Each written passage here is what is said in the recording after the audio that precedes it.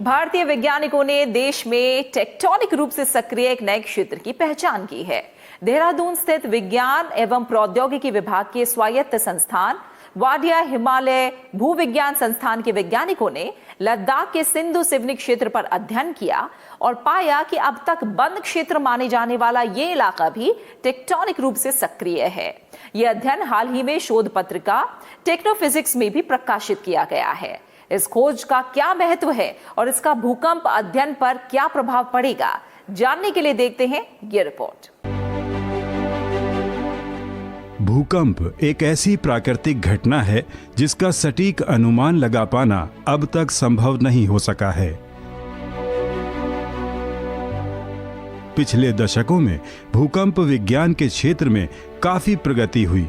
भूकंप अध्ययन और वेधशालाओं के बढ़ने से भूगर्भीय हलचल को समझना आसान हुआ है। इन्हीं अध्ययनों के आधार पर भारत को भी 4 भूकंपीय जोन में बांटा गया है, जिनमें जोन 5 सबसे ज्यादा सक्रिय और संवेदनशील माना जाता है। हिमालय भी इसी जोन में आता है, जो कि वैज्ञानिकों के मुताबिक भारतीय और यूरेशियन यानी मध्य एशियाई प्लेट के टकराने से बना था और अभी भी यहाँ भारतीय प्लेट एशियाई प्लेट के नीचे खिसक रही है।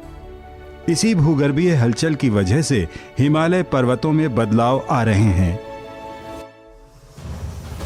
हाल ही में वाडिया हिमालय भूविज्ञान संस्थान देहरादून के वैज्ञानिकों ने हिमालय में एक नए टेक्टोनिक रूप से सक्रिय क्षेत्र की पहचान की है।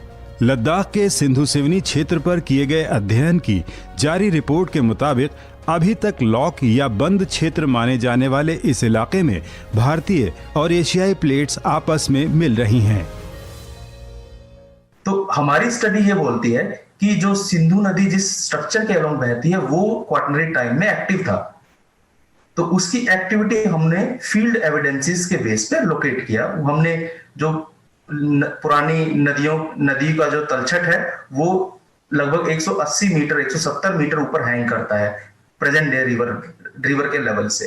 जो लेक डिपॉजिट्स हैं, जो पुराने लेक डिपॉजिट्स हैं, वो टिल्ट हो गए हैं, वो फोल्ड हो चुके हैं।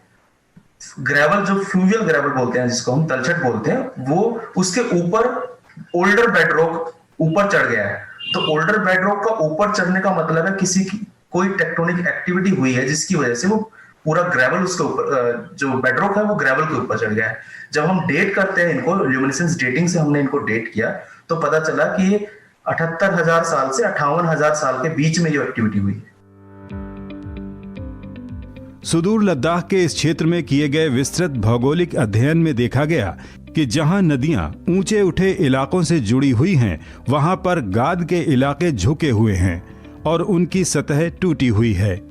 यहाँ की कमजोर चट्टानों का ऑप्टिकल एस्टिमुलेटेड ल्यूमिनेसेंस प्रयोगशाला में अध्ययन किया गया।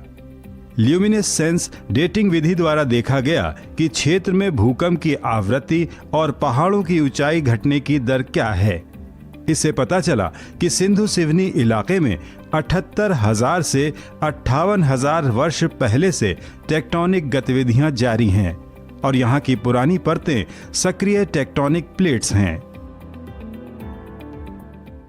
भूकंप का प्रेडिक्शन करना, मिटिगेशन करना भूकंप का, इसमें बहुत बड़ा बदलाव आएगा इस स्टडी से, क्योंकि सभी लोग जो है, जो नॉर्थ रीजन में जो लद्दाख रीजन में है, भूकंप बहुत कम आते हैं और जो भी भूकंप आते हैं उसको काराकोरम फॉल्ट की एक्टिविटी से जोड़ते हैं। लेकिन जो ये स्टडीज है, इस स्टडी पब्लिश हुई है, इससे एक नया एंगल मिलेगा और उस नए एंगल से अब जोड़ पाएंगे कि क्या ये भूकंप एक और रीजन हो सकता है, क्या कोई और रीजन हो सकता है भूकंप आने का इस लद्दाख रीजन में।